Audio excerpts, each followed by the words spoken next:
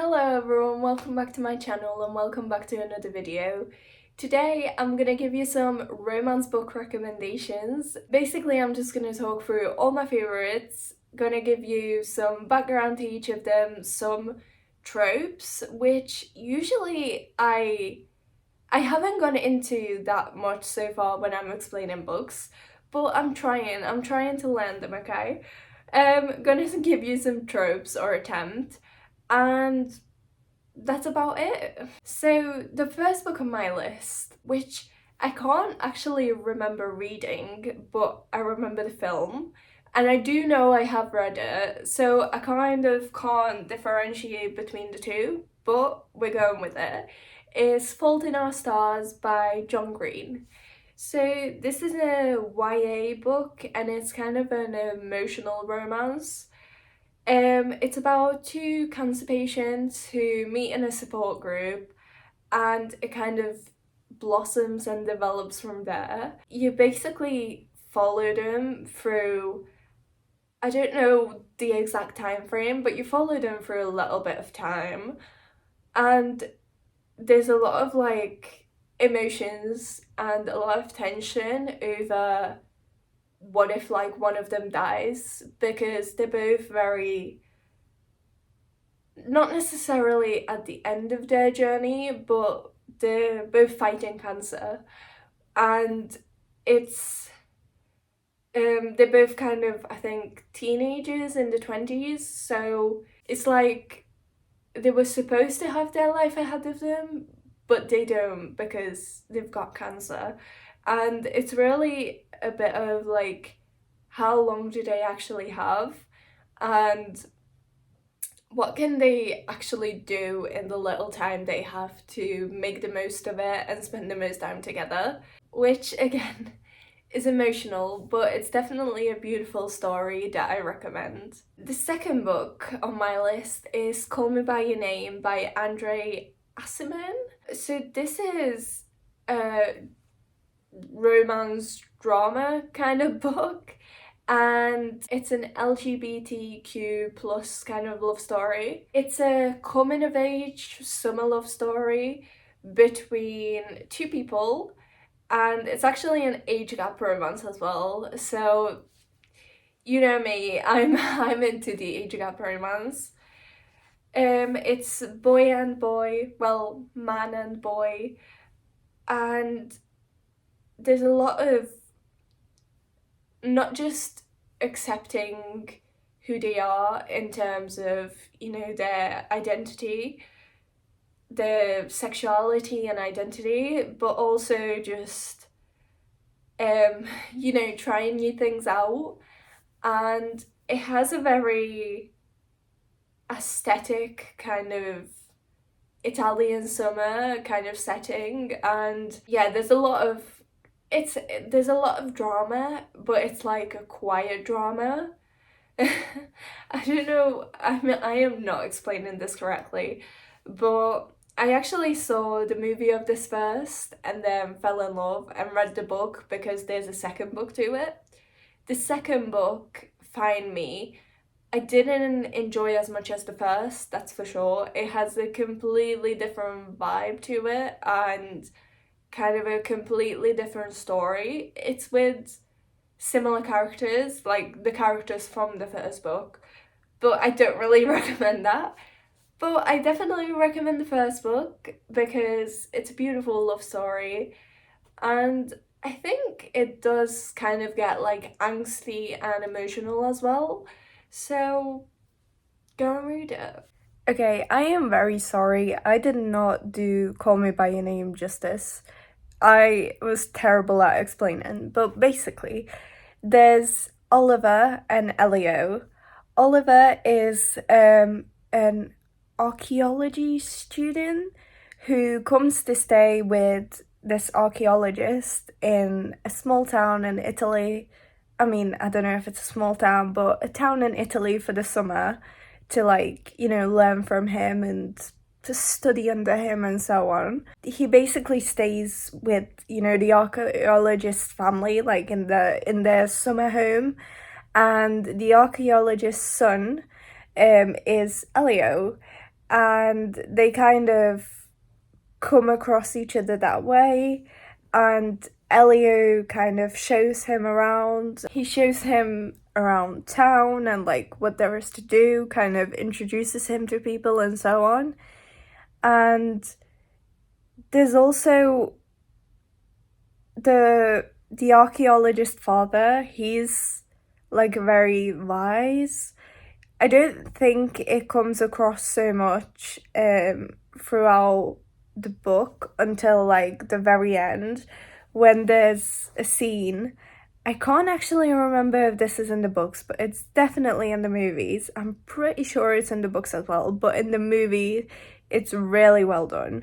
But basically, the dad just gives like this speech of just beautiful this beautiful speech of just acceptance and love, and it's not necessarily just down to the story that was in the book. It's kind of like just people in general and love in general, which is very emotional and just very like wow to hear. So yeah, there's definitely romance, angst, drama, like summer love, summer fling kind of vibes, so much emotions. There's like friends involved as well, friendships, a very accepting family, so that's nice. But at the same time, in contrast, there's a not accepting family involved as well. So yeah, I definitely recommend to go and check it out. Okay, next we have All You're Perfect by Colleen Hoover. So this is another emotional romance. It's between Quinn and Graham, and they are a married couple, but they are experiencing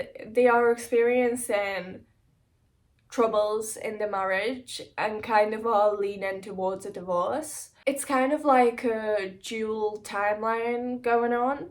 So one chapter is like Quinn and Graham in the present, and another chapter is like them in the past, in love, making mistakes, keeping secrets, and there's a lot of I think drama in it. There's a lot of just them falling in love and how their amazing marriage kind of fell apart. And basically, we just go through all these things that went wrong. And at the end, they kind of have to decide like, is it worth carrying on? Is it not? So you kind of get to have your own opinion of it as well. Like, you kind of reflect on their marriage and kind of think, would I keep going with that? Would I allow that in like my marriage? Obviously, I'm not in that time period yet, but it's definitely a very interesting story. A lot of a lot of love, but a lot of like I guess betrayal as well. Not anything like not anything that I would say that are like unforgivable, but definitely a lot of things that are yeah, emotional. So yeah, I definitely recommend. Next we have 50 Shades of Grey by E.L. James. So there's a whole series for this, but I'm only recommending the first book because that was my favourite. So this is an erotic romance novel, which is a lot different to the books I've been mentioning before. I would say as well this is definitely an adult romance rather than YA, so stepping it up there. So this is about Anna, a student who meets a young businessman called Christian, and basically he's the perfect guy for her, a very ideal guy as like a boyfriend, very boyfriend material, husband material, and she's really into it. So they kind of, well, she kind of wants to get together, but he wants the relationship to be on his terms, which is very different and very not innocent compared to what Anna was thinking. So there are a lot of dark desires and BDSM involved, which are definitely trigger warnings for some people. I personally don't mind any of them. Some scenes cringe me out, but in this book it was completely fine for me. And you basically kind of go through their journey of finding love, but also kind of meeting both of their desires and like how they can come to like compromises and just how they can make each other happy while being together. So I really enjoyed the kind of communication aspect of it. There was a lot of, I would say, communication. And also the kind of discovering discovering what you actually like in terms of sexual relationships, and it was kind of set in America, in Seattle, I think, and that area. And for some reason, I was really into that too. Also, this was apparently actually like a Twilight fanfiction, which I don't know how that happened, but yeah, I guess I see it.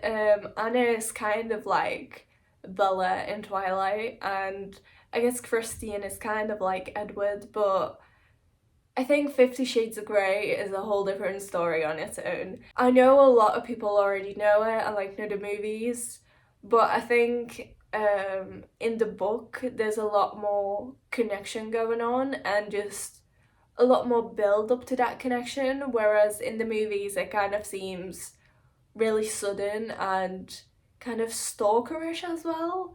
I think in the books it's a lot more nicer, and I don't have the book on me, but it is kind of like a thicker book. So yeah, I definitely recommend. The last book on my list is People With Me on Vacation by Emily Henry, or it is also called You and Me on Vacation in the UK.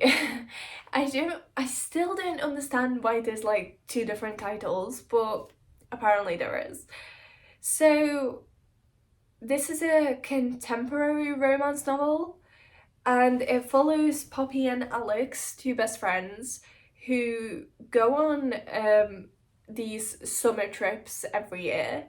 So they go on like 10 summer trips, I think, and then something happens and they don't go on them anymore. And they basically live apart, and yeah, something happens and they just lose connection. Which is very sad when it comes, like to best friends.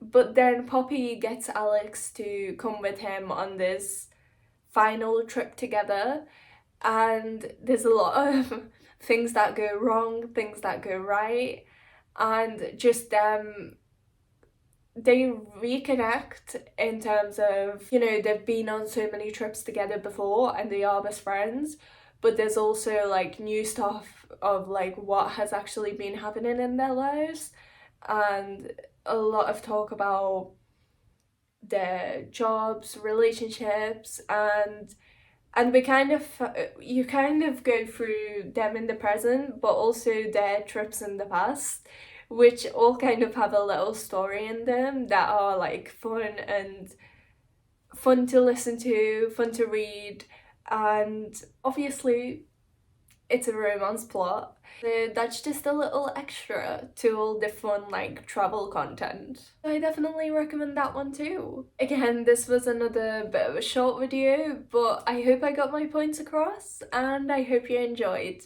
Give it a like, subscribe, comment down below what you want to see more of. Let me know if you do end up reading any of these books, and see you next time.